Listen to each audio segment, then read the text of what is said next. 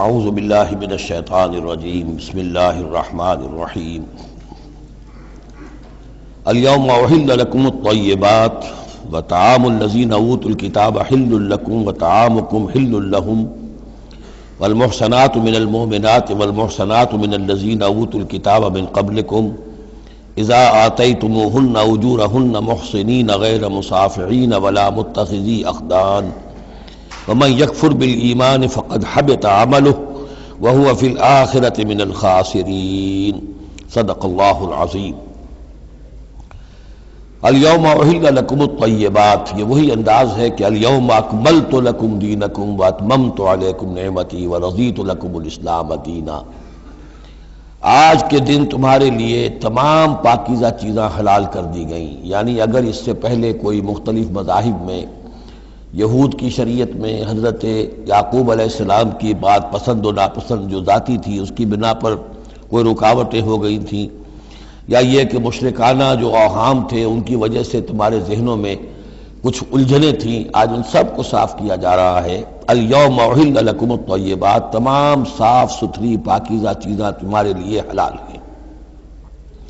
وطعام الذین اوتوا الکتاب حل لکم، اور ان لوگوں کا کھانا بھی کہ جنہیں کتاب دی گئی تھی تمہارے لیے حلال ہے۔ لیکن اس میں ظاہر ہونا چاہیے کہ ان کا کھانا کہ جو ظاہر بات ہے کہ اگر عیسائی سور کھا رہا ہوگا تو وہ ہمارے لیے حلال نہیں ہوگا، مطلب یہ کہ ان کا گوشت ذبح کیا ہوا اگر ہو حلال جانور کا تو وہ ہم کھا سکتے ہیں، جانور حلال ہو، اور نمبر دو کہ اسے ذبح کیا گیا ہو۔ وطعامکم حل لہم، اسی طرح تمہارا کھانا بھی ان کے لیے حلال ہے۔ والمحصنات من المؤمنات، اور تمہارے لیے شادی کرنا بھی حلال ہے ان سے بھی کہ جو خاندانی خواتین ہوں اہل ایمان میں سے۔ والمحصنات من الذین اوتوا الکتاب من قبلکم، اور خاندانی خواتین ان لوگوں کی کہ جنہیں کتاب دی گئی تھی تم سے پہلے، یعنی مسلمان مرد جو ہے عیسائی اور یہودی خاتون سے شادی کر سکتا ہے۔ اذا آتیتموہن اجورہن، جب کہ تم انہیں ادا کر دو ان کے مہر۔ محسنین، نیت یہ ہو کہ انہیں گھر میں بسانا ہے، مستقل ایک خاندان کا ادارہ وجود میں لانا ہے۔ غیر مصافحین، صرف شہوت رانی کے لیے نہیں، صرف مستی نکالنے کے لیے نہیں۔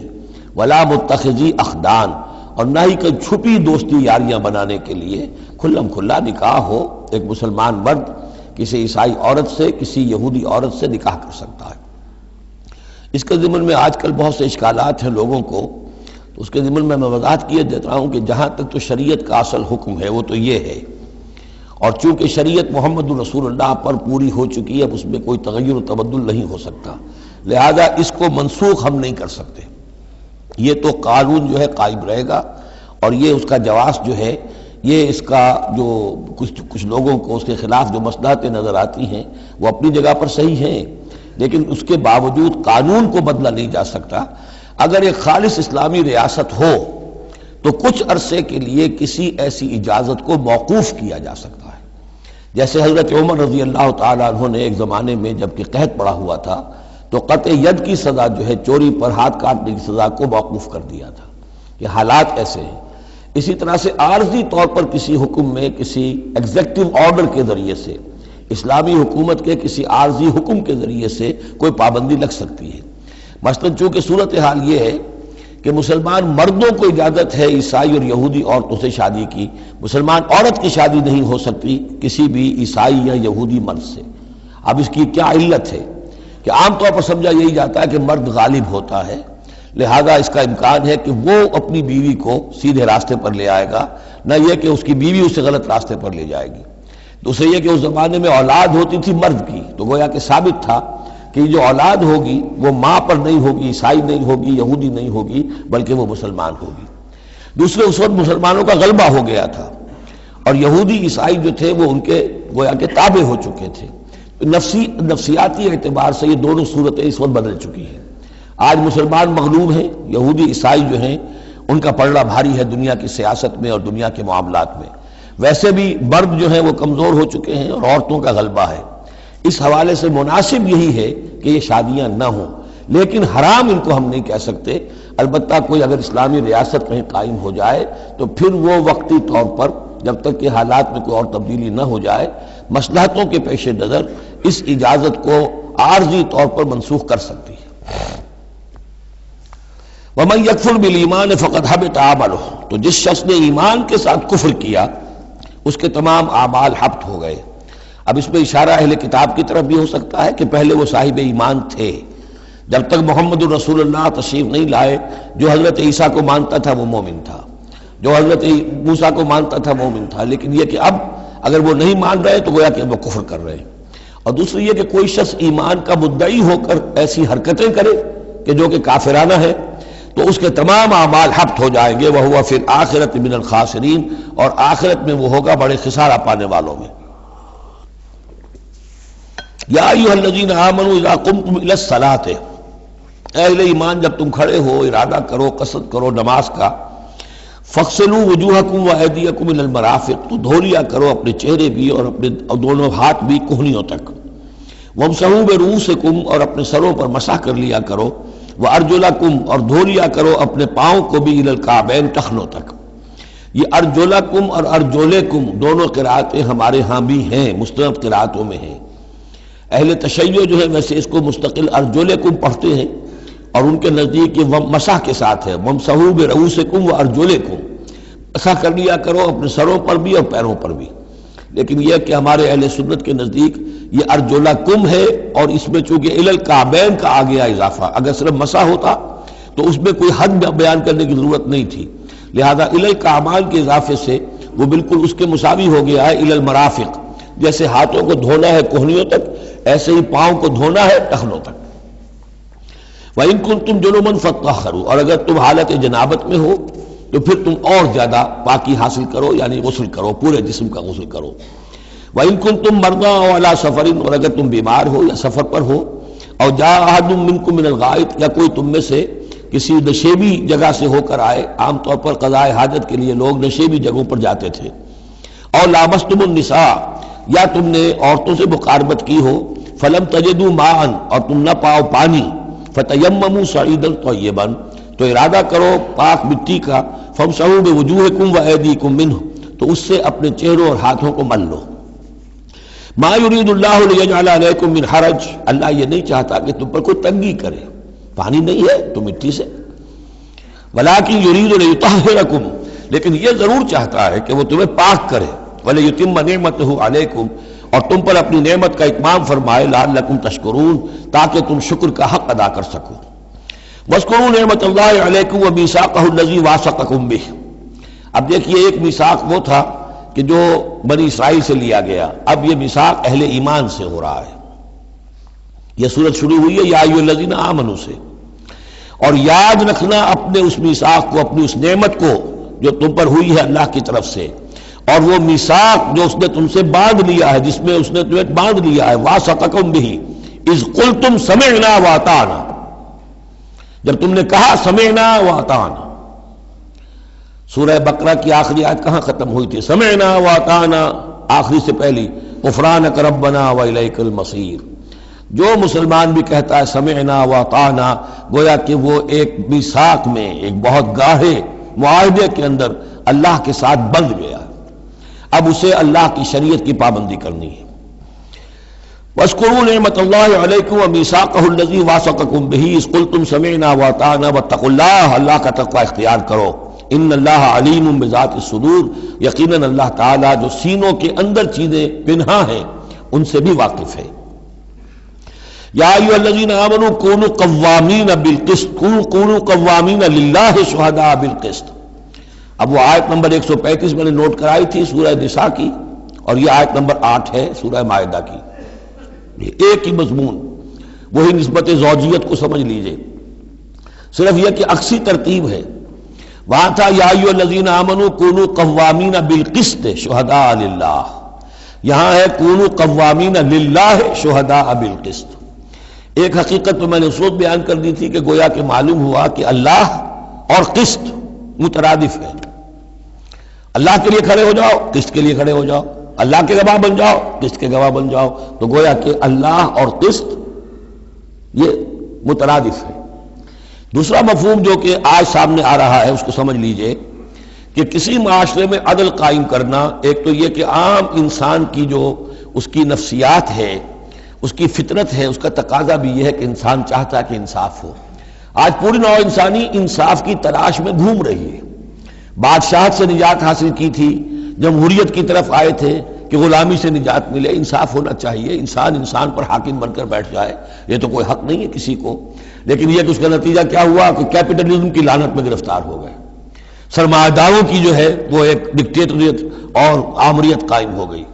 اس سے نجات پانے کے لیے کمیونزم کے پاس گئے، وہ پھر ایک پارٹی ڈکٹیٹرشپ قائم ہو گئی، ایک سے ایک رست از یک بنتا افتاد در بندے دیگر، ایک قید سے نجات نہیں پائی کہ دوسری قید کے اندر پھر پھنس گئے۔ اب انسان کدھر جائے گا؟ لیکن یہ کہ فطرت کے اندر ہے کہ عدل اور انصاف انسان چاہتا ہے۔ ایک تو یہ ہے کہ اس فطرت کے تقاضے کو پورا کرتے ہوئے عدل کو قائم کرنے کے لیے انسان کھڑا ہو جائے، اور ایک اس سے اوپر کی منزل ہے کہ اصل العدل اللہ کی ذات ہے، اس کا دیا ہوا نظام جو ہے وہ ہے عادلانہ نظام، ہم اس کے وفادار ہیں، ہمارے ذمے ہے اس کے نظام کو قائم کرنا۔ تو کھڑے ہو جاؤ اللہ کے لیے، یا ایھا الذین آمنوا کونوا قوامین للہ شہداء بالقسط۔ یہاں پر یہ اوپر کی منزل ہے جو بیان ہو رہی ہے کہ اصل میں یہ صرف فطرت انسانی کے تقاضے کے طور پر نہیں، تمہاری عبدیت کا تقاضا ہے، تمہارا اللہ کے ساتھ وفاداری کا جو رشتہ ہے اس کا تقاضا ہے کہ پوری قوت کے ساتھ with all the emphasis at your command، جو بھی تمہارے پاس ذرائع ہیں، وسائل ہیں، ان سب کو لے کر، جو بھی آپ کے پاس قوت ہے اس سب کو جمع کر کے، اور آپ کھڑے ہو جائیں اللہ کے لیے۔ کھڑے ہو جائیں اللہ کے لیے چمانی دارت، اللہ کے لیے کھڑے ہونا یعنی اس کے دین کے گواہ بن کر کھڑے ہو جانا، اور اس کا دین جو ہے العدل ہے، انصاف ہے، قسط ہے، تو اس انصاف اور قسط کو قائم کرنا۔ یا ایھا الذین آمنوا کونوا قوامین للہ شہداء بالقسط۔ اب دیکھیے وہاں کیا تھا، وَلَوْ عَلَىٰ أَنفُسِكُمْ أَوِ الْوَالِدَيْنِ وَالْأَقْرَبِينَ۔ انصاف سے روکنے والی چیز ہوتی ہے کوئی محبت۔ اب میں اپنے خلاف کیسے فتویٰ دے دوں، اپنے والدین کے خلاف کیسے فیصلہ دے دوں، اپنے رشتہ داروں کے خلاف کیسے فیصلہ دے دوں؟ وہاں فرمایا اس کی کاٹ کر دی، وَلَوْ عَلَىٰ أَنفُسِكُمْ أَوِ الْوَالِدَيْنِ وَالْأَقْرَبِينَ۔ حق بات ہے، انصاف کی بات ہے، خواہ تمہارے خلاف جا رہی ہو، تمہارے والدین کے خلاف جا رہی ہو، تمہارے رشتہ داروں کے خلاف جا رہی ہو، حق کہنا ہے۔ دوسری چیز کیا ہوتی ہے، کسی کی دشمنی کی وجہ سے آپ حق نہیں کہتے، بات تو حق ہے اسی کی، لیکن یہ تو دشمن ہے، میں اس کے حق میں کیسے فتویٰ دوں؟ اس سے یہاں روک دیا گیا۔ تو یہ وہ ریسیپروکل نسبتیں ہیں قرآن مجید کی صورتوں کے اندر، ایک ہی مضمون ہے، اس کے اندر عکسی ترتیب اور ریسیپروکل ترتیب۔ وَلَا يَجْرِمَنَّكُمْ شَنَآنُ قَوْمٍ عَلَىٰ أَلَّا تعْدِلُوا۔ دیکھو کسی قوم کی دشمنی تمہیں اس بات پر آمادہ نہ کر دے کہ تم عدل سے منحرف ہو جاؤ۔ اعدلوا، عدل سے کام لو، انصاف کرو۔ هو اقرب للتقوی، یہی بہتر ہے اور قریب تر ہے تقوی کے۔ واتقوا اللہ ان اللہ خبیر بما تعملون، اور اللہ کا تقوی اختیار کرو، اور جو کچھ تم کر رہے ہو اللہ اس سے باخبر ہے۔ اب اس میں ظاہر بات ہے، بار بار میں نہیں کہہ سکتا یہ جو بار بار آتا اللہ دیکھ رہا ہے، اللہ باخبر ہے، کیا مانی؟ ہر ایک کا حساب تم سے لے گا، ہر ایک کی جواب دہی تمہیں کرنی پڑے گی، تمہارا کوئی عمل، تمہارا کوئی قول اس کے علم سے خارج نہیں ہے، لہذا ہر وقت چوکس رہو، چوکنے رہو۔ وعد اللہ الذین آمنوا وعملوا الصالحات لہم مغفرۃ واجر عظیم۔ ہاں اللہ تعالیٰ کا وعدہ ہے ان لوگوں سے جو ایمان لائیں اور نیک عمل کریں کہ ان کے لیے مغفرت بھی ہے، اجر عظیم بھی ہے۔ والذین کفروا وکذبوا بآیاتنا اولئک اصحاب الجحیم، اور جو لوگ کہ انکار کریں اور جھٹلا دیں ہماری آیات کو، وہ ہیں جہنم والے، آگ والے۔ یا ایھا الذین آمنوا اذکروا نعمت اللہ علیکم اذ ہم قوم ان یبسطوا الیکم ایدیہم۔ اہل ایمان ذرا یاد کرو اس اللہ کے انعام کو جبکہ قوم نے ارادہ کیا تھا کہ تمہارے خلاف اقدام کریں، بڑھائیں اپنے ہاتھ تمہارے خلاف۔ یہ غزوہ احزاب کے بعد جو ہے وہ ایک جو بھی کوششیں ہوئیں، بہت سے لوگ ابھی پیچ و تاب کھا رہے تھے کفار میں سے کہ اب پھر دوبارہ جائیں، لیکن ایسے حالات اللہ تعالیٰ نے پیدا کر دیے، ان کے دلوں پر ایسا رعب پڑ گیا تھا غزوہ احزاب کے بعد کہ پھر جرأت ہو نہیں سکی۔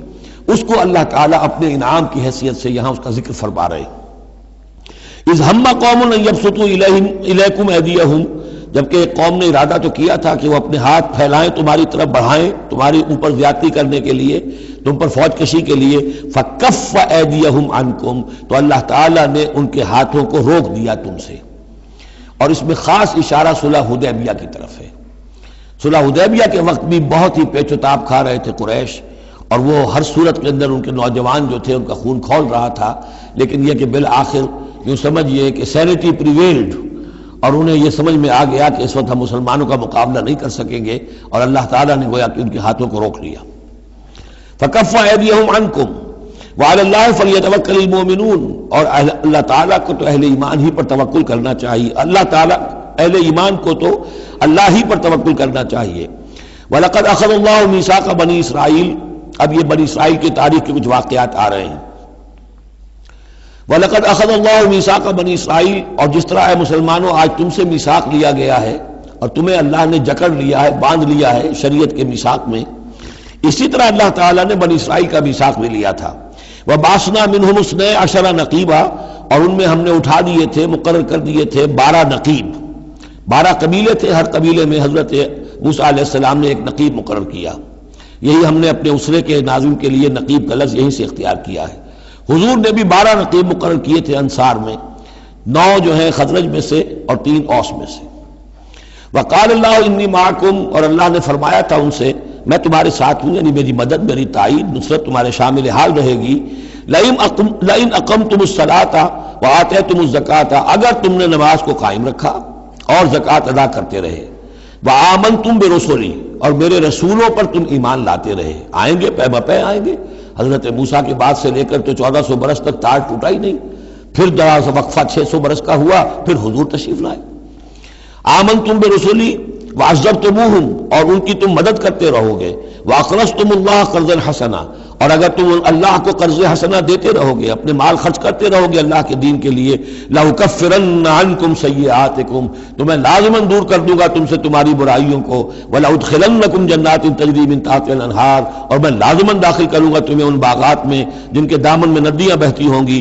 فمن کفر بعد ذلک، تو جس نے بھی کفر کیا اس کے بعد، منکم تم میں سے، فقد ضل سواء السبیل، تو وہ تو سیدھے راستے سے بھٹک کر رہ گیا۔ فبما نقضهم ميثاقهم لعناهم، بس ان کے اپنے اسی عہد کو توڑنے کے باعث ہم نے ان پر لعنت فرمائی۔ یہ لعناهم جو میں نے وہاں پر محذوف قرار دیا تھا، یہاں پر وہ واضح آ گیا۔ فبما نقضهم ميثاقهم لعناهم، ہم نے ان کے اسی میثاق کو توڑنے کے پاداش میں ان پر لعنت فرمائی۔ وجعلنا قلوبهم قاسیہ، اور ان کے دلوں کو سخت کر دیا۔ ثم قست قلوبكم فهي كالحجارة أو أشد قسوة، یحرفون الکلم عن مواضعہ، وہ کلام کو اس کے اصل مقام سے ہٹاتے ہیں۔ ونسوا حظا مما ذکروا بہ، اور وہ جو کچھ کہ ان کو دیا گیا تھا نصیحت کے طور پر، ہدایت کے طور پر، اس کے اکثر حصے کو بھول گئے یا اس سے فائدہ اٹھانا انہوں نے چھوڑ دیا۔ ولا تزال تطلع على خائنۃ منہم، اور اے نبی آپ ہمیشہ ان کی طرف سے خیانت کی اطلاعیں پاتے رہیں گے۔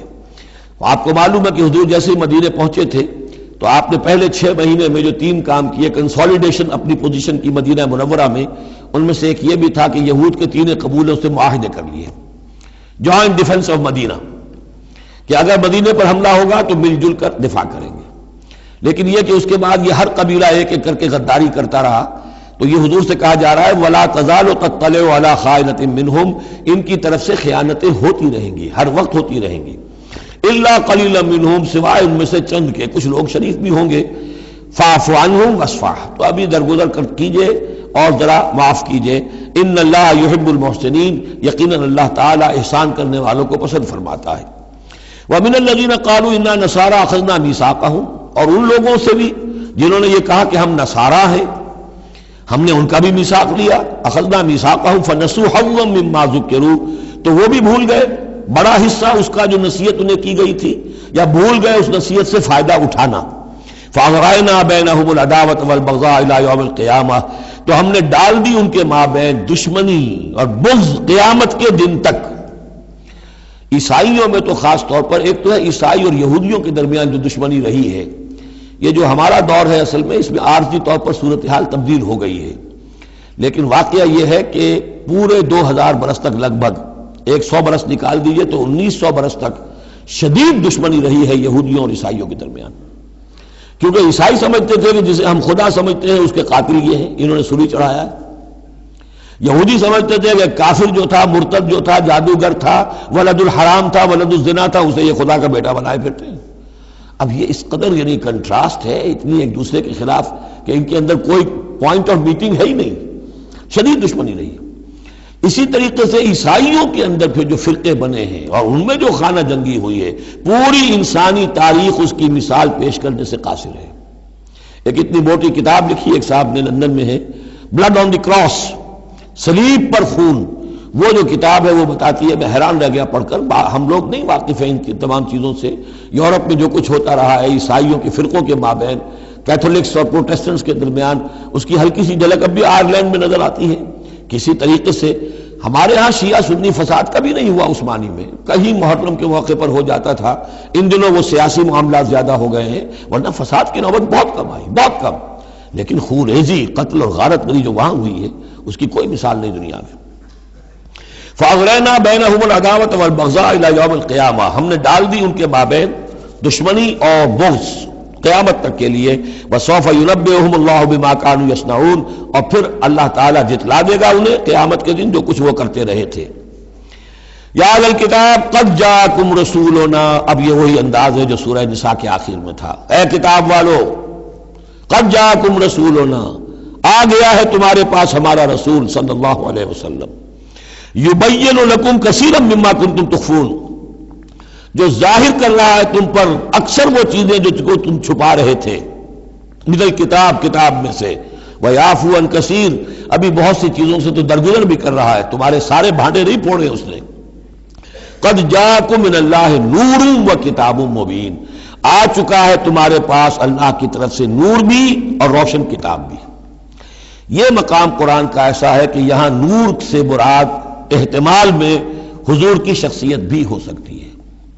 وہاں میں نے کہا تھا انزلنا الیکم نورا مبینا، نازل کر دیا ہے تمہاری طرف ایک روشن نور، وہاں اس سے مراد قرآن بنتا ہے، اس لیے کہ حضور کے لیے لفظ انزلنا یہ صحیح نہیں، اس پر منطبق نہیں ہو سکتا بعثت کے لیے، لیکن یہاں جاءکم من اللہ نور و کتاب مبین، یہ بھی معنی ہو سکتے ہیں کہ نور بھی قرآن کو کہا گیا ہو، اور واو جو ہے یہ واو تفسیری ہو، آ گیا ہے تمہارے پاس نور یعنی کتاب مبین، یہ بھی معنی ہو سکتے ہیں، احتمال یہ بھی ہے، لیکن یہ کہ یہ احتمال بھی موجود ہے کہ یہاں نور سے مراد محمد الرسول اللہ صلی اللہ علیہ وسلم کی ذات مبارکہ ہو، اور اس سے مراد حضور کی روح ہے، روح پر نور ہے، اور اس اعتبار سے کہ حضور کی روح جو ہے اور آپ کی روحانیت آپ کے پورے وجود کے اوپر غالب تھی، چھائی ہوئی تھی، لہذا آپ کو مجسم نور بھی کہا جا سکتا ہے، یہ صرف یوں سمجھیے استعارے کا انداز ہے، اس میں کوئی حرج کی بات نہیں۔ قد جاءکم من اللہ نور و کتاب مبین یہدی بہ اللہ من اتبع رضوانہ سبل السلام، اس کے ذریعے سے اللہ تعالی رہنمائی فرماتا ہے ان کی جو اس کی رضا کے جویا ہیں، متلاشی ہیں، سلامتی کے راستوں کی ہدایت فرماتا ہے، وَيُخْرِجُهُم مِّنَ الظُّلُمَاتِ إِلَى النُّورِ، اور نکالتا ہے انہیں اندھیروں سے روشنی کی طرف بِإِذْنِهِ، اپنے حکم سے، وَيَهْدِيهِمْ إِلَىٰ صِرَاطٍ مُّسْتَقِيمٍ، اور ان کی رہنمائی فرماتا ہے، ہدایت دیتا ہے انہیں سیدھے راستے کی طرف۔ قَدْ كَفَرَ الَّذِينَ قَالُوا إِنَّ اللَّهَ هُوَ الْمَسِيحُ ابْنُ مَرْيَمَ، یقیناً کفر کیا انہوں نے جنہوں نے کہا اللہ ہی مسیح ابن مریم ہے۔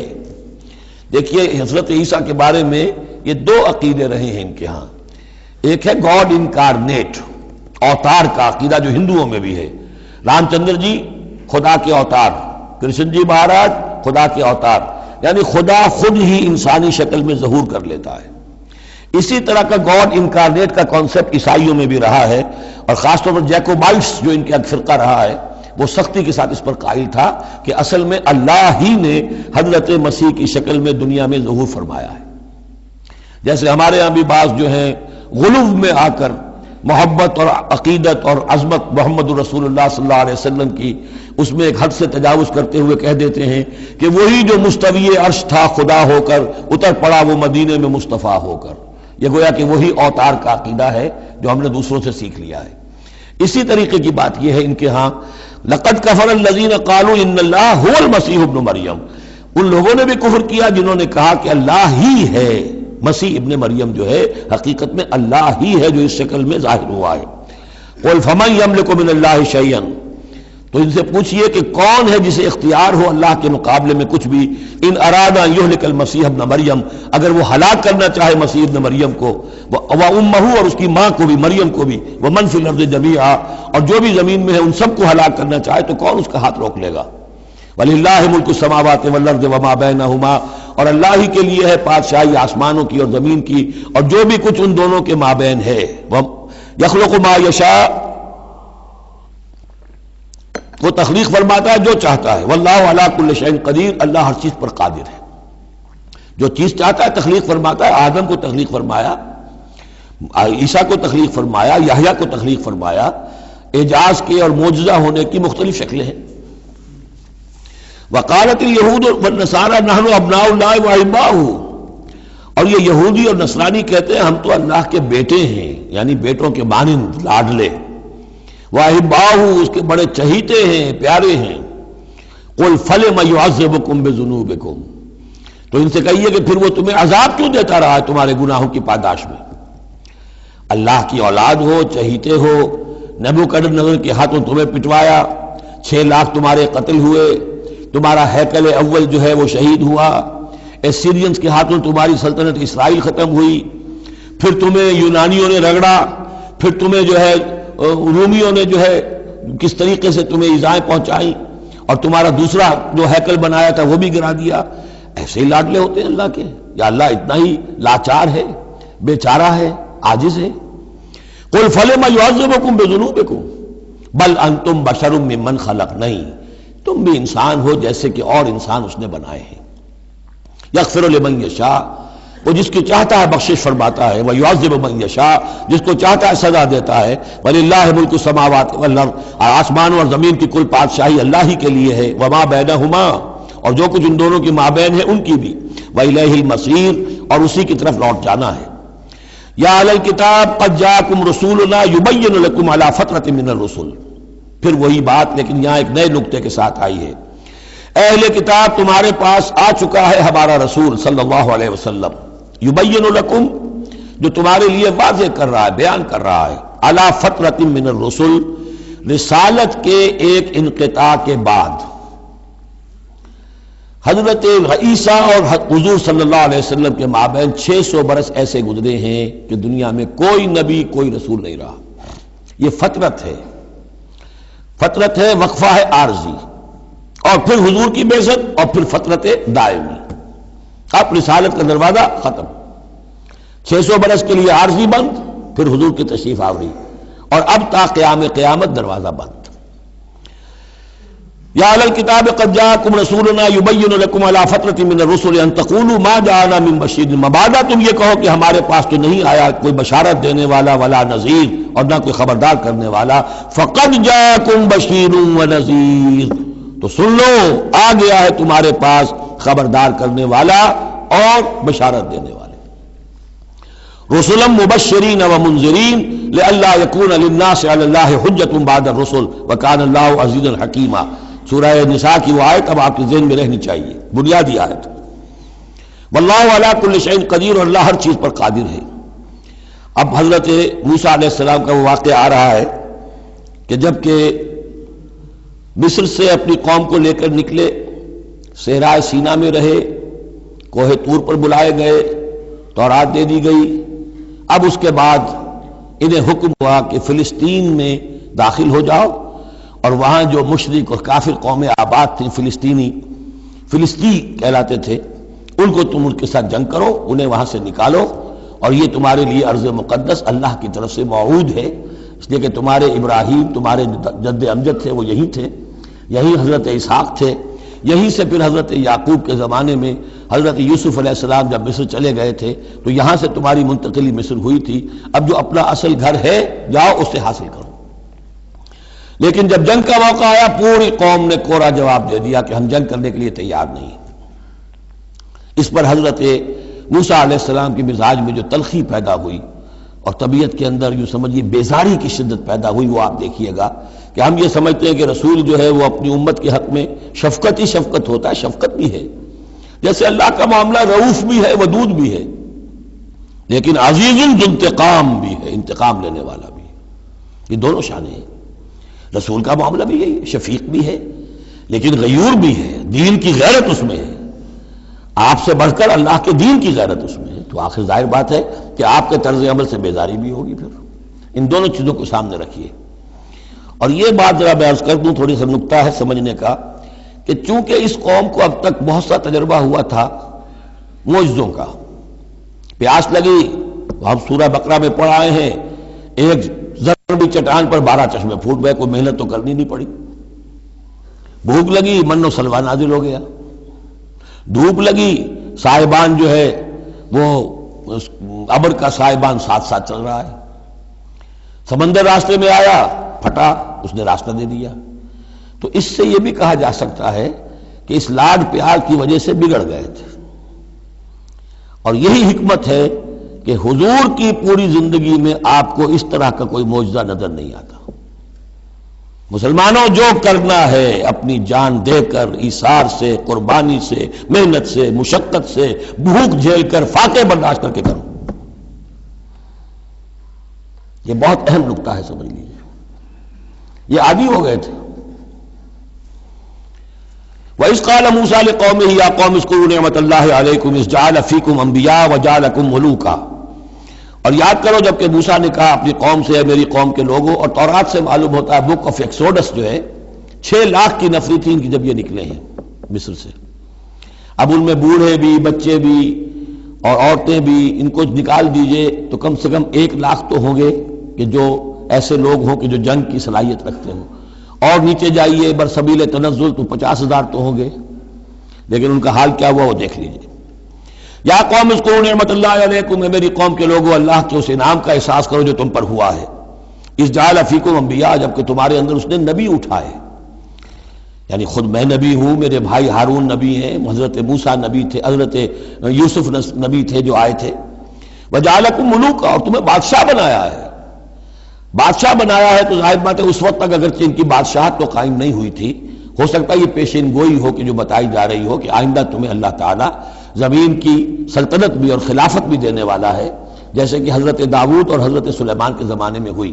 ایک رائے یہ بھی ہے کہ چونکہ حضرت یوسف کے زمانے میں انہیں بڑا اقتدار حاصل ہو گیا تھا، بادشاہ تو نہیں تھے، لیکن یہ کہ واقعتاً بادشاہوں کے بھی، جن کو کہتے ہیں کہ پیرزادے ہونے کے اعتبار سے بادشاہوں کے بھی مخدوم تھے اور ممدوح تھے، تو شاید اس کی طرف اشارہ ہو۔ وَآتَاكُم مَّا لَمْ يُؤْتِ أَحَدًا مِّنَ الْعَالَمِينَ، اور تمہیں وہ ساری چیزیں دیں جو پوری دنیا میں تمام جہان والوں میں کسی کو نہیں دی۔ یا قوم ادخلوا الارض المقدسۃ التي كتب اللہ لکم، اے میری قوم کے لوگوں اب داخل ہو جاؤ اس ارض مقدس میں، اس فلسطین میں جو اللہ نے تمہارے لیے لکھ دی ہے، اللہ کا فیصلہ ہے، تمہیں ملے گی۔ ولا ترتدوا على ادبارکم، اور اب اپنی پیٹھوں کے بل نہ واپس نہ پھرنا، فتنقلبوا خاسرین، اگر ایسا کرو گے تو خسارے میں رہو گے۔ قالوا یا موسیٰ ان فیہا قوما جبارین، انہوں نے کہا موسیٰ ہم فلسطین میں داخل ہو جائیں، اس میں تو بڑی جابر قوم ہے، بڑی طاقتور قوم ہے، قداور لوگ ہیں، لعین ہیں، جسیم ہیں۔ ان فیہا قوما جبارین وانا لن ندخلها حتى يخرجوا منها، ہم اس زمین میں داخل نہیں ہوں گے، اپنے قدم نہیں بڑھائیں گے جب تک کہ وہ وہاں سے نکل نہ جائیں۔ وَإِن يَخْرُجُوا مِنْهَا فَإِنَّا دَاخِلُونَ، وہ نکل جائیں پھر ہم داخل ہو جائیں گے۔ قَالَ رَجُلَانِ مِنَ الَّذِينَ يَخَافُونَ، کہا 2 اشخاص نے کہ جو خوف رکھتے تھے اللہ کا بھی، انعم اللہ علیہما، اللہ نے بھی ان پر انعام کیا تھا۔ یہ 2 شاگرد تھے جو قریبی صحابی یا حواری تھے حضرت موسیٰ کے۔ یوشع ابن نون تو وہ ہے کہ جو پھر ان کے بعد جانشین بھی ہوئے، اور گمان غالب یہی ہے کہ وہ نبی بھی تھے، اور دوسرے تھے کالب بن یفنہ۔ تو ان دونوں نے اپنے قوم کے لوگوں کو سمجھانا چاہا۔ قال رجلان من الذین یخافون انعم اللہ علیہما ادخلوا علیہم الباب، ہمت کرو دروازے میں ایک دفعہ گھسو تو صحیح۔ فاذا دخلتموہ فانکم غالبون، جب تم داخل ہو جاؤ گے تو غلبہ تمہیں مل جائے گا۔ وعلی اللہ فتوکلوا، اللہ پر توکل کرو، ان کنتم مؤمنین، اگر تم مومن ہو۔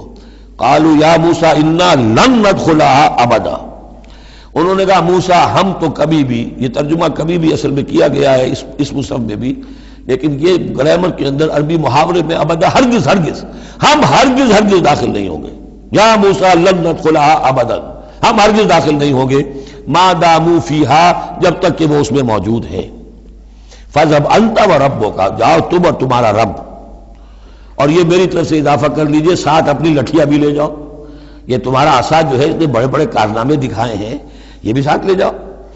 فاذهب انت وربک فقاتلا، اور جا کے قتال کرو، انا ہاہنا قاعدون، ہم تو یہاں بیٹھے ہیں، زمین جنبت نہ جنبت گم رہو محمد، ہم تو یہاں ٹکے ہوئے، ہم نہیں ہلیں گے۔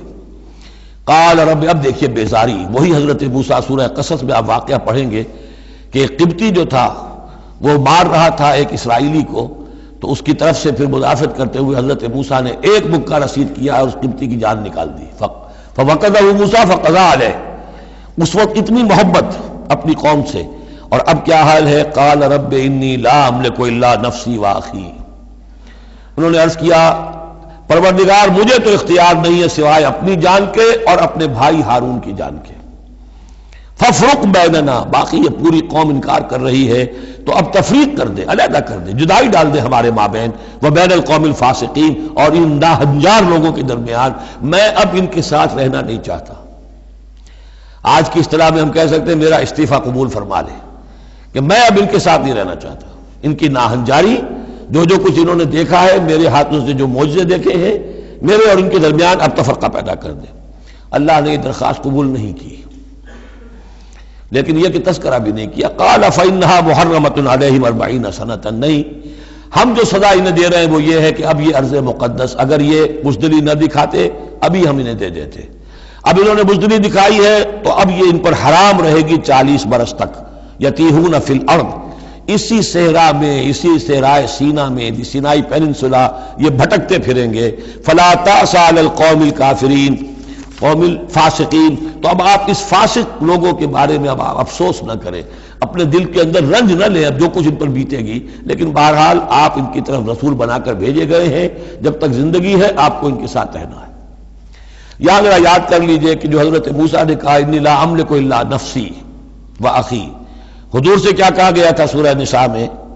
فقاتل فی سبیل اللہ لا تکلف الا نفسک وحرض المؤمنین. اے نبی آپ اللہ کی راہ میں قتال کیجئے، آپ پر ذمہ داری نہیں ہے سوائے اس کے کہ آپ کی اپنی جان ہے، اور آپ اہل ایمان کی جتنی تحریض، ترغیب، تشویق، جتنے ان کے ایمان کے جذبات کو اپیل کرنا ممکن ہے کیجئے بس. وَاتْلُ عَلَيْهِمْ نَبَأَ ابْنَيْ آدَمَ بِالْحَقِّ. اب یہ معاملہ ہو رہا ہے قتل ناحق کے سلسلے میں، ملک میں فساد مچانے کے سلسلے میں، چوری ڈاکے کے سلسلے میں، کیا ان کی اہمیت ہے، کیا اس کے پھر سزائیں ہیں. وَاتْلُ عَلَيْهِمْ نَبَأَ ابْنَيْ آدَمَ بِالْحَقِّ. اور اے نبی ان کو پڑھ کر سنائیے آدم کے 2 بیٹوں کی کہانی یا قصہ حق کے ساتھ. اِذْ قَرَّبَا قُرْبَانًا، جبکہ ان دونوں نے قربانی پیش کی. ایک حابیل قابیل، اور ایک ان میں سے گنریے کا کام کرتے تھے، بھیڑیں بکریاں چراتے تھے، ایک کاشتکار تھے. تو دونوں نے کچھ اپنی جنس لے کر آئے اور دوسرے جو ہیں وہ کچھ اپنے کوئی جانور لے کر آئے، اللہ کے لیے نذر کے طور پر پیش کیا. فَتُقُبِّلَ مِنْ أَحَدِهِمَا وَلَمْ يُتَقَبَّلْ مِنَ الْآخَرِ. تو ان میں سے ایک کی بھی جو قربانی تھی قبول کر لی گئی اور دوسری کی قبول نہیں کی گئی. یہ کیسے معلوم ہوا؟ یہ میں بتا چکا ہوں آپ کو کہ اس وقت کا معاملہ یہ تھا کہ قربانی کی قبولیت کی علامت یہ ہوتی تھی کہ آسمان سے ایک شعلہ سا نیچے اترتا تھا اور وہ اس کو بھسم کر دیتا تھا، گویا کہ اللہ نے قبول فرما لی. قال لأقتلنک. اب جس کی یہ قبول نہیں ہوئی تھی اس نے کہا اپنے بھائی سے جس کی قبول ہو گئی تھی، حسد کی آگ میں جل کر میں تمہیں قتل کر دوں گا. قال انما يتقبل اللہ من المتقین. انہوں نے کہا بھائی جان اس میں میرا کیا قصور ہے، یہ تو اللہ تعالیٰ کا قاعدہ ہے، قانون ہے، وہ صرف متقیوں ہی سے قبول کرتا ہے. لئن بسطت الی یدک لتقتلنی، اگر آپ اپنا ہاتھ بڑھائیں گے مجھ پر، چلائیں گے مجھے قتل کرنے کے لیے، ما انا بباسط یدی الیک لیقتلک، تو بھی میں اپنا ہاتھ نہیں چلاؤں گا، نہیں بڑھاؤں گا کہ آپ کو قتل کروں. یعنی یہ ایک طرفہ قتل ہوگا آپ کا. انی اخاف اللہ رب العالمین، مجھے تو اللہ کا خوف ہے جو تمام جہانوں کا پروردگار ہے. انی ارید ان تبوء باسمی و اسمک، اور پھر میں چاہتا ہوں کہ اگر آپ مجھے قتل کر ہی دیں، اس انتہا تک پہنچ ہی جائیں، تو آپ اپنے گناہ کا بھی بوجھ اپنے سر لیں، میرے گناہ کا بھی بوجھ لیں. جو ناحق مقتول ہے اس کے تو گویا کہ تمام گناہ اس قاتل نے اپنے سر پر لے لیے، تو میرے تو گھاٹے کا سودا نہیں ہے. What do I stand to lose؟ آخر میری کوئی خطائیں ہیں، میری کوئی غلطیاں ہیں، کوئی گناہ میں نے کیے ہوں گے، اگر آپ ناحق مجھے قتل کریں گے تو میرے ان تمام گناہوں کا وبال آپ کے سر آ جائے گا، تو میرے تو کوئی نقصان والی بات نہیں. انی ارید ان تبوء باسمی و اسمک فتکون من اصحاب النار، اور یہ ہوگی سخت ترین سزا میری طرف سے آپ کو کہ پھر آپ ہو جائیں گے جہنمی. وذالک جزاء الظالمین، اور یہی بدلہ ہے ظالموں کا. فتوات لہ نفسہ قتل اخیہ، اب اس کے نفس نے آمادہ کر ہی لیا اسے اپنے بھائی کے قتل پر. یعنی ان الفاظ میں بٹوین دی لائنز یوں سمجھیے کہ ہے اس کے اندر بھی وہ تو رہتا ہے نا حق اور باطل کی ایک کشاکش، اور نیکی اور بدی کا غلبہ، قتل کروں یا نہ کروں. آخر بھائی کی باتیں بھی آئی ہیں، وہ دل نشین ہے، لیکن یہ کہ نفس جو ہے اس وقت اس کے اندر جو بھی شیطنت گھسی ہوئی تھی، اس نفس نے اسے آمادہ کر ہی لیا اپنے بھائی کو قتل کرنے پر. فقتلہ، تو اس نے انہیں قتل کر دیا. فاصبح من الخاسرین، ہو گیا تباہ ہو جانے والوں میں. فبعث اللہ غرابا یبحث فی الارض، یہ پہلا خون ہے جو نسل آدم میں ہوا ہے. تو اللہ تعالیٰ نے کوے کو بھیجا، وہ زمین کو کرید رہا تھا. اب اسے قابل کو یہ سمجھ میں نہیں آ رہا تھا کہ میں کیا کروں، ابھی لاش جو ہے بھائی کی، اس کو کیسے ڈسپوز آف کروں. تو اللہ تعالیٰ نے ایک کوے کو بھیج دیا. وہ زمین میں جیسے آپ کو معلوم ہے چونچے مارتا ہے، اس میں سے کچھ دانے نکالتا ہے. وہ دیکھا یبحث فی الارض لیریہ، تاکہ اللہ اسے دکھا دے کیف یواری سوءۃ اخی، کہ اپنے بھائی کی لاش کو کیسے چھپائے. قال یا ویلتی عجزت ان اکون مثل ھذا الغراب، اس نے کہا ہائے میری شامت، میرے اندر اس کوے جیسی بھی عقل نہ تھی، نہ ہوا میں اس کوے جیسا بھی کہ مجھے یہ بات خود سوچ جاتی. فواری سوءۃ اخی، اور میں اپنے بھائی کی لاش کو چھپا دیتا. فاصبح من النادمین من اجل ذلک، اس چیز پر اس کے اندر بڑی شدید ندامت پیدا ہو گئی. کتبنا علی بنی اسرائیل، اجل ذلک دونوں طرف لگتا ہے، من اجل ذلک کتبنا علی بنی اسرائیل، اور ہم نے اسی بنا پر بنی اسرائیل پر یہ بات لکھ دی تھی. قتل ناحق ہم نے تورات میں لکھ دیا تھا کہ یہ اتنی بری شے ہے کسی ایک انسان کا قتل کرنا بھی. کتبنا علی بنی اسرائیل انہ من قتل نفسا بغیر نفس و فساد فی الارض، اگر کسی نے کسی انسان کو قتل کیا بغیر کسی قتل کے قصاص میں، بغیر نفس، ہاں کسی نے قتل کیا، قتل کے جواب میں قتل کیا جائے تو یہ قتل ناحق نہیں ہے، یہ تو پھر قصاص کا قتل ہے. اور فساد فی الارض، یا کوئی شخص زمین میں فساد مچا رہا ہے اس میں اس کو قتل کیا جائے، یعنی کوئی قصوروار ہے، مجرم ہے، اس کو سزا دینے میں قتل کیا جائے تو بات اور ہے. کسی بے قصور انسان کو اگر قتل کر دیا گیا فکأنما قتل الناس جميعا، تو یہ ایسے ہے جیسے کہ اس نے تمام انسانوں کو قتل کر دیا، پوری نوع انسانی کو. کیوں کہ تمدن کی جڑ کٹ گئی. احترام جان، احترام مال، یہ بنیاد ہے تمدن کی. ومن احیاھا، اور جس نے ایک انسان کی جان بچا لی فکأنما احیا الناس جميعا، تو گویا کہ اس نے پوری نوع انسانی کو بچا لیا. وَلَقَدْ جَاءَتْهُمْ رُسُلُنَا بِالْبَيِّنَاتِ، ان کے پاس ہمارے رسول آئے تھے واضح نشانیاں اور تعلیمات لے کر. ثُمَّ إِنَّ كَثِيرًا مِّنْهُمْ بَعْدَ ذَلِكَ فِي الْأَرْضِ لَمُسْرِفُونَ، لیکن اس کے بعد بھی ان میں سے بہت سے لوگ ہیں کہ جو زمین میں اسراف اور فساد اور دسترازی کرتے پھر رہے ہیں. انما جزاء الذین یحاربون اللہ ورسولہ، اب یہ وہ آ رہی ہے محاربے کی آیت ہے. اگر اسلامی ریاست ہے اور اس میں کوئی گروہ ہے جو فتنہ و فساد مچا رہا ہے، کوئی دہشت گردی کر رہا ہے، خون ریزی کر رہا ہے، قتل و غارت کر رہا ہے، راہزنی کر رہا ہے، ڈاکے ڈال رہا ہے، گینگ ریپ ہو رہے ہیں، تو ان کی سزا کیا ہے؟ انما جزاء الذین یحاربون اللہ ورسولہ، لیکن یہ اسلامی ریاست کی ہے جس میں اسلامی قانون نافذ ہوں. اصل میں سزائیں بھی جو ہے وہ اسی معاشرے میں جس میں کہ باقی سارا اسلام کا نظام بھی قائم ہو. ورنہ نظام یہ ہو جھوٹی گواہیاں دینے والے موجود ہوں، ایمان فروش موجود ہوں، ججوں کو خریدا جا سکتا ہو، اور اس میں یہ سخت قوانین بنا دیے جائیں، تو پھر اس سے جو نتائج نکل رہے ہیں وہ بجائے یہ کہ شریعت کو کوئی نیک نامی ملے، شریعت بدنام ہوتی ہے الٹی. تو پورا نظام جیسا کہ میں نے کہا تھا کہ لا جو ہے قانون وہ سسٹم کو سبسرو کرتا ہے. سسٹم صحیح ہو اب وہ قانون صحیح جو ہے اسے سپورٹ کرے گا اور اسے برقرار رکھے گا، اس کی حفاظت کا ذمہ دار ہوگا. انما جزاء الذین یحاربون اللہ ورسولہ، یقیناً بدلہ ان لوگوں کا کہ جو محاربہ کرتے ہیں، چیلنج کرتے ہیں اللہ کو اور اس کے رسول کو، یعنی اسلامی ریاست کو. ویسعون فی الارض فسادا، اور زمین میں وہ فساد مچاتے پھرتے ہیں. ان یقتلوا، کہ انہیں قتل کیا جائے، بلکہ یقتلوا نہیں یقتلوا، ان کے ٹکڑے کیے جائیں، تقتیل، یقتلوا تقتیلا. اور یسلبوا، یا انہیں سولی چاہا جائے. اور تقطع ایدیہم وارجلہم من خلاف، یا ان کے ہاتھ اور پاؤں مخالف سمتوں سے کاٹا جائے، ایک ہاتھ کاٹ دیا جائے، ایک پاؤں کاٹ دیا جائے. اور ینفوا من الارض، یا انہیں ملک بدر کر دیا جائے. ذالک لہم خزی فی الدنیا، یہ تو ہے ان کے لیے دنیا کی زندگی میں رسوائی. وَلَهُمْ فِي الْآخِرَةِ عَذَابٌ عَظِيمٌ، اور آخرت میں ان کے لیے مزید بہت بڑا عذاب ہے. إِلَّا الَّذِينَ تَابُوا مِن قَبْلِ أَن تَقْدِرُوا عَلَيْهِمْ، سوائے اس کے کہ جو لوگ توبہ کر لیں اس سے پہلے کہ تم ان پر قابو پاؤ. ایک تو یہ ہے کہ توبہ کر لی ہے، ابھی وہ ڈاکو پکڑے نہیں گئے، پکڑے جانے سے پہلے توبہ کر رہے ہیں، اس میں رعایت کی گنجائش ہے، لیکن جب پکڑے گئے اب توبہ کا دروازہ بند ہو گیا۔ الا الذین تابوا من قبل ان تقدروا علیہم، سوائے ان کے کہ جو توبہ کر لیں اس سے پہلے کہ تم ان کے اوپر قابو پاؤ، فاعلموا ان اللہ غفور الرحیم، تو ان کے ساتھ نرمی کی جا سکتی ہے، تو جان لو کہ اللہ تعالیٰ غفور اور رحیم ہے۔ یہی معاملہ کیا تھا حضرت علی رضی اللہ تعالیٰ عنہ نے خوارج کے ساتھ، کہ اگر تم اپنے غلط عقیدے پر قائم رہو میں تمہیں کچھ نہیں کہوں گا، لیکن تم اگر خون ریزی کرو گے، قتل و غارت کرو گے، تو پھر ظاہر بات ہے کہ میں تمہارے ساتھ رعایت نہیں کر سکتا، محض عقیدے کی حد تک میں تمہیں کچھ نہیں کہوں گا۔ یا ایھا الذین آمنوا اتقوا اللہ وابتغوا الیہ الوسیلۃ وجاہدوا فی سبیل اللہ لعلکم تفلحون، اہل ایمان اللہ کا تقوی اختیار کرو اور اس کی جناب میں اس کا قرب تلاش کرو۔ اس لفظ نے بھی کافی لوگوں کو پریشان کیا ہے۔ وسیلے کا لفظ اردو میں آتا ہے تو ذریعے کے معنی میں آتا ہے، وسیلہ ذریعہ، کسی تک پہنچنے کا ذریعہ، سفارش کے لیے کسی کو وسیلہ بنا لیا، کسی کو ذریعہ بنا لیا۔ عربی میں وسیلہ کے یہ معنی نہیں ہے، عربی میں وسیلے کے معنی قرب ہے صرف۔ بدقسمتی سے بعض تو الفاظ ایسے ہیں کہ جو عربی میں ان کا مفہوم بالکل کچھ اور ہے، اردو میں کچھ اور ہے، بعض ایسے ہیں کہ کچھ تھوڑا تھوڑا فرق ہے۔ جیسے ذلیل کا لفظ ہے، عربی میں اس کے معنی ہے صرف کمزور، اردو میں اس کے معنی ہے کمینے کے، زمین و آسمان کا فرق آ گیا۔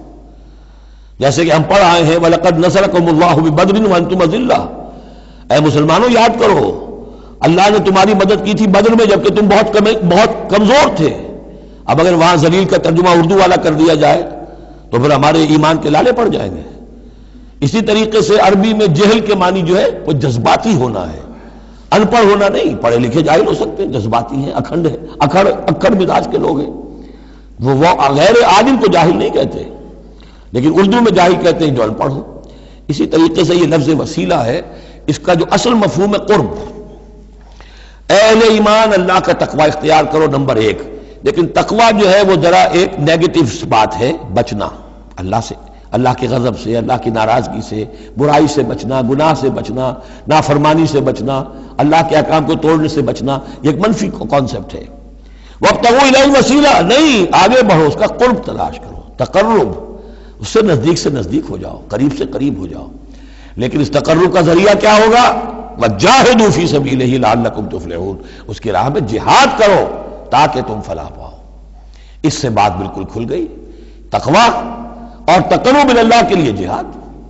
تقوی شرط لازم ہے، پہلے تو یہ کہ جو حرام چیزیں ان سے آپ بچیں، جن چیزوں سے روک دیا گیا ہے ان سے رک جائیں، اور اللہ کی نافرمانی جو ہے اس سے باز آ جائیں۔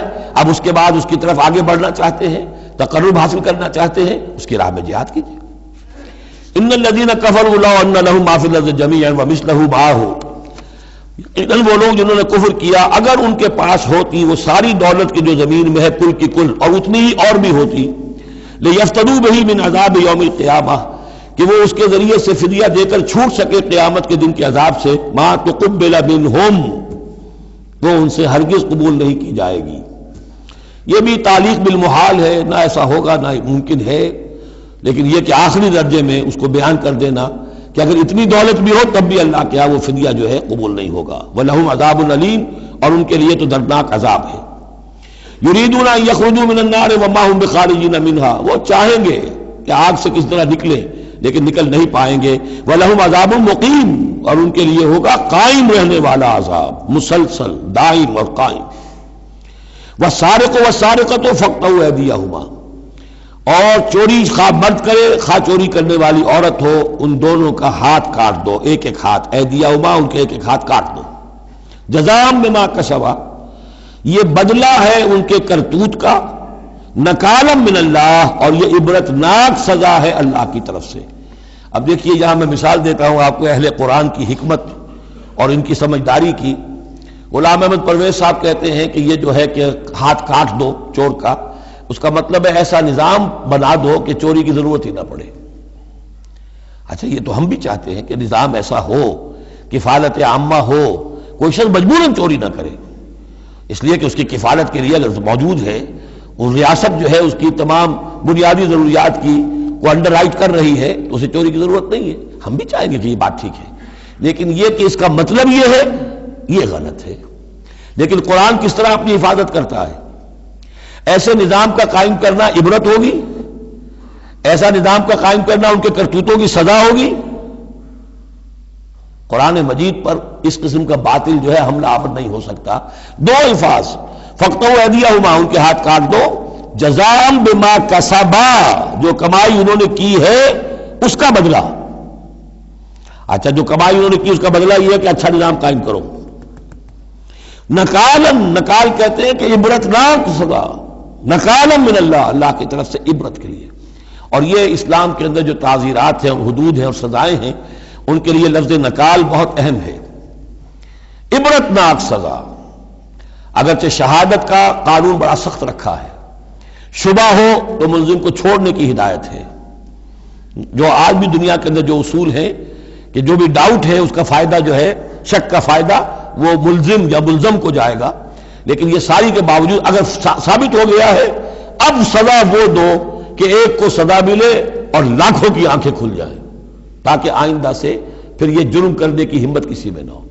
یہ جو ڈیٹرنس ہے، اس طرح کی سزائیں کہ جن سے برائی جو ہے اس کو استحصال معاشرے سے کیا جا سکے، یہی واحد ذریعہ ہے۔ ورنہ دنیا میں امریکہ جیسی کلچر سوسائٹی کے اندر بھی موسٹ ہینس کرائم موجود ہے، بڑا ہی گھناؤنا جرم موجود ہے، اس لیے کہ اس قسم کی سزائیں ہیں ہی نہیں۔ لوگ جرم کرتے ہیں، جیل میں رہے، عیش کیا، کچھ دیر کے بعد پھر آئے، پھر جرم کیا، پھر چلے گئے، باہر جا کے کیا کریں گے، وہاں تو سرکاری مہمان ہیں۔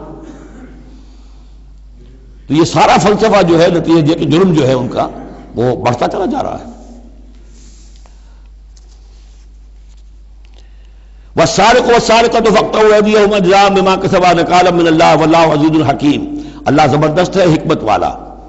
فمن تاب من بعد ظلمه واصلح فإن الله يتوب عليه، تو جس نے بھی توبہ کر لی اس کے بعد اپنے ظلم اور اپنے جرم کے پیچھے واصلہ اور اصلاح کر لی تو اللہ قبول کرتا ہے اس کی توبہ کو۔ ان اللہ غفور الرحیم، یقیناً اللہ غفور الرحیم ہے۔ لیکن جرم کی سزا دنیا میں ختم نہیں ہوگی۔ ایک جرم جو کیا ہے وہ جرم ہے دنیا کا، گناہ ہے اللہ کا۔ جرم کی سزا دنیا میں ملے گی، گناہ کی سزا اللہ نے دینی ہے، اس کو اللہ معاف فرما دے گا اگر توبہ کی ہے۔ اگر توبہ نہیں کی ہے تو پھر یہ کہ اس کی سزا بھی ملے گی۔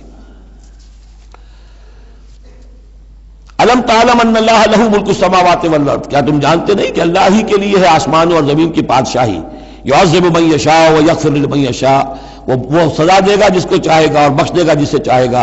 واللہ علی کل شیء قدیر، اللہ ہر چیز پر قادر ہے۔ یا ایھا الرسول لا يحزنک الذین یسارعون فی الکفر من الذین قالوا آمنا بافواہہم ولم تؤمن قلوبہم۔ یہ پھر ذکر آ رہا ہے، لیکن یہاں بھی گڑبڑ ہے معاملہ سورہ بقرہ کی طرح۔ منافقین پر بھی انطباق ہوگا اس کا، اور اہل کتاب کے بھی وہ لوگ جو ان کے طرف کے منافق تھے، جن کا میلان اسلام کی طرف بھی تھا، چاہتے بھی تھے کہ مسلمانوں میں شامل رہے، لیکن وہ اپنے ساتھیوں کو بھی چھوڑنے کو تیار نہیں تھے۔ تو یہ جو بیچ بیچ میں مذبذبین بین ذالک تھے، یہ دونوں طرف کے لوگ تھے۔ یا ایھا الرسول لا يحزنک الذین یسارعون فی الکفر، اے رسول صلی اللہ علیہ وسلم، نہ غمگین ہو آپ ان لوگوں کی سرگرمیوں سے، بھاگ دوڑ سے، کہ جو کفر کے ضمن میں بڑی سرگرمی دکھا رہے ہیں۔ من الذین قالوا آمنا بافواہہم، ان لوگوں میں سے جو اپنے منہ سے تو کہتے ہیں کہ ہم ایمان رکھتے ہیں، ولم تؤمن قلوبہم، اور ان کے دل ایمان نہیں لائے ہیں۔ ومن الذین ہادوا، اور اسی طرح کے لوگ یہودیوں میں سے ہیں۔ سماعون للکذب، یہ بڑے ہی غور سے سنتے ہیں، توجہ سے سنتے ہیں جھوٹ کو۔ سماعون لقوم آخرین، اور یہ سنتے ہیں کچھ اور لوگوں کے لیے، یعنی ایک تو یہ ہے کہ ان کی جھوٹی باتیں بڑی توجہ سے سنیں گے، شیاطین جو ہے ان کے، وَإِذَا خَلَوْا إِلَىٰ شَيَاطِينِهِمْ قَالُوا إِنَّا مَعَكُمْ إِنَّمَا نَحْنُ مُسْتَهْزِئُونَ۔ پھر یہ کہ ان کی طرف سے جاسوس بن کر آئیں گے مسلمانوں کے ہاں، کہ یہاں بڑی توجہ سے بات سنتے ہیں تاکہ جا کے رپورٹ کر سکیں، آج محمد نے یہ کہا، آج فلاں معاملہ ہوا صلی اللہ علیہ وسلم۔ تو سماعون لقوم آخرین، اس کے دونوں ترجمے ہو سکتے ہیں کہ وہ دوسری قوم کی باتوں کو بڑی توجہ سے سنتے ہیں، یا سنتے ہیں دوسری قوم کے لوگوں کے لیے، انہیں رپورٹ کرنے کے لیے، ان کے اسپائس کی حیثیت سے آ کر۔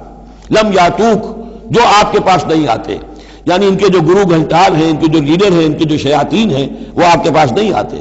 یہ جو بین بین کے لوگ ہیں در حقیقت وہ آتے ہیں جن کے ذریعے سے یہ سارا معاملہ جو ہے جاسوسی کا چل رہا ہے۔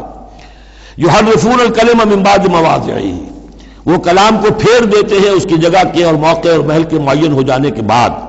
یقولون ان اوتیتم ھذا فخذوہ، وہ کہتے ہیں اگر تمہیں یہ شے مل جائے تو لے لینا. کوئی مقدمہ ہے، وہ لا رہے ہیں حضور کے پاس، پہلے سے طے کر رکھا ہے، اگر تو فیصلہ یہ ہوگا محمد کا ہم قبول کر لیں گا، اگر یہ فیصلہ نہیں کریں گے ہم فیصلہ رد کر دیں گے. اور اسی سے یہ بات سمجھ لیجئے کہ اصل میں فتح مکہ تک جس معنی میں ہم لفظ بولتے ہیں ریاست، اسلامی ریاست، پورے طور پر ایک ہماگیر ریاست پورے طور پر مدینے میں فتح مکہ کے بعد قائم ہوئی ہے، پہلے قائم نہیں ہوئی.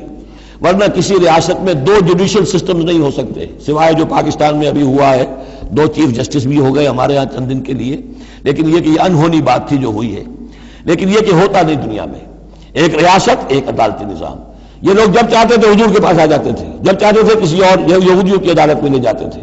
تو پیرلل نظام وہاں چل رہے تھے. ہماگیر ریاست وحدت کی حیثیت سے، ایک آرگینک ہول کی حیثیت سے یہ فتح مکہ کے بعد قائم ہوئی. یقولون ان اوتیتم ھذا فخذوہ، کہتے ہیں کہ اگر یہ فیصلہ ملے تو تم لے لینا، قبول کر لینا. وَإِن لَّمْ تُؤْتَوْا فَاحْذَرُوا، اور اگر یہ شے نہ تمہیں ملے، نہ فیصلہ ملے، یہ ڈگری نہ تمہارے حق میں جاری کی جائے تو پھر بچ جانا، کترا جانا. وَمَن يُرِدِ اللَّهُ فِتْنَتَهُ فَلَن تَمْلِكَ لَهُ مِنَ اللَّهِ شَيْئًا، اور جس کو اللہ تعالیٰ ہی نے فتنے میں مبتلا کرنے کا فیصلہ کر لیا ہو تو تم اس کے لیے اللہ تعالیٰ کے مقابلے میں کوئی مددگار نہ پاؤ گے، کوئی شے نہیں ملے گی. اولئک الذین لم یرد اللہ ان یطہر قلوبہم، یہ وہ لوگ ہیں کہ جن کے دلوں کو پاک کرنا اللہ نے چاہا ہی نہیں. لم یرد اللہ ان یطہر قلوبہم لہم فی الدنیا خزی، ان کے لیے دنیا میں بھی رسوائی ہے. ولہم فی الآخرۃ عذاب عظیم، اور آخرت میں ان کے لیے دردناک اور بہت بڑا عذاب ہے. سماعون للکذب، یہ خوب سنتے ہیں اچھی طرح اور چٹخارے لے لے کر سنتے ہیں جھوٹ کو. اکالون للسحت، خوب کھانے والے ہیں پیٹ بھر بھر کر حرام کے. فإن جاؤوک، پھر اگر یہ آپ کے پاس آئیں، فاحکم بینہم، آپ چاہیں تو ان کا مقدمہ لیں اور فیصلہ کریں. او اعرض عنہم، آپ چاہیں تو ان کا مقدمہ لینے سے انکار کر دیجیے، کیونکہ نیتیں ان کی نیک نہیں ہیں. وہ آپ کا فیصلہ لینے نہیں آئے، طے کیے بیٹھے ہوئے پہلے سے کہ اگر فیصلہ یہ ہوگا تو قبول کر لیں گے ورنہ ہم لوٹ کے آ جائیں گے. تو ایسے لوگوں پر اپنا وقت ضائع کرنا جو ہے اس کو کوئی ضرورت نہیں ہے. لیکن یہ کہ اندیشہ یہ ہو سکتا تھا کہ یہ جا کے پروپیگنڈا کریں گے، دیکھو ہم تو گئے تھے محمد کے پاس مقدمہ لے کر، یہ کیسے نبی ہے، رسول ہے، یہ مقدمے کا فیصلہ کرنے کو تیار نہیں. تو یہ جو اندیشہ ہو سکتا تھا اس کی پھر آگے اللہ تعالیٰ کی طرف سے حضور کو اطمینان دلایا جا رہا کہ آپ پرواہ نہ کریں اس اندیشے کی. فَإِن جَاءُوكَ فَاحْكُم بَيْنَهُمْ أَوْ أَعْرِضْ عَنْهُمْ، اگر وہ آئیں آپ کے پاس اپنا مقدمہ لے کر تو چاہے تو آپ فیصلہ کریں اور چاہے اعراض کریں. وَإِن تُعْرِضْ عَنْهُمْ، اگر آپ ان سے اعراض کریں گے، ان کا مقدمہ جو ہے فیصلہ کرنے سے انکار کر دیں گے، فَلَن يَضُرُّوكَ شَيْئًا، وہ آپ کو کوئی ضرر نہیں پہنچا سکیں گے. ان کے مخالفانہ پروپیگنڈے سے قطعاً کوئی آپ کو ہراساں ہونے کی ضرورت نہیں ہے. وَإِنْ حَكَمْتَ، اور اگر آپ فیصلہ کریں، فَاحْكُم بَيْنَهُمْ بِالْقِسْطِ، تو بہرحال آپ کو فیصلہ کرنا ہے عدل اور قسط کے ساتھ، انصاف کے ساتھ. ان اللہ یحب المقسطین، یقیناً اللہ تعالیٰ جو ہے وہ انصاف کرنے والوں کو پسند کرتا ہے، ان سے محبت کرتا ہے. وَكَيْفَ يُحَكِّمُونَكَ، اور اے نبی یہ کیسے آپ کو حکم بناتے ہیں، یہود کی طرف اشارہ ہے. وَعِندَهُمُ التَّوْرَاۃ، ان کے پاس تورات موجود ہے، نیک نیت ہو تو اسی کے فیصلے کو لے کر چلیں. فِيهَا حُكْمُ اللَّهِ، اس میں اللہ کا حکم موجود ہے. ثُمَّ يَتَوَلَّوْنَ مِن بَعْدِ ذَلِكَ، پھر بھی وہ اس کے بعد بھی اس سے روگردانی کرتے ہیں. وَمَا أُولَٰئِكَ بِالْمُؤْمِنِينَ، اور حقیقت میں یہ لوگ مومن نہیں ہیں، ایمان سے خالی ہیں، ایمان سے تہی دست ہیں، ان کا اصل روگ یہ ہے. بارک اللہ لی ولکم فی القرآن العظیم ونفعنی وإیاکم بالآیات والذکر الحکیم.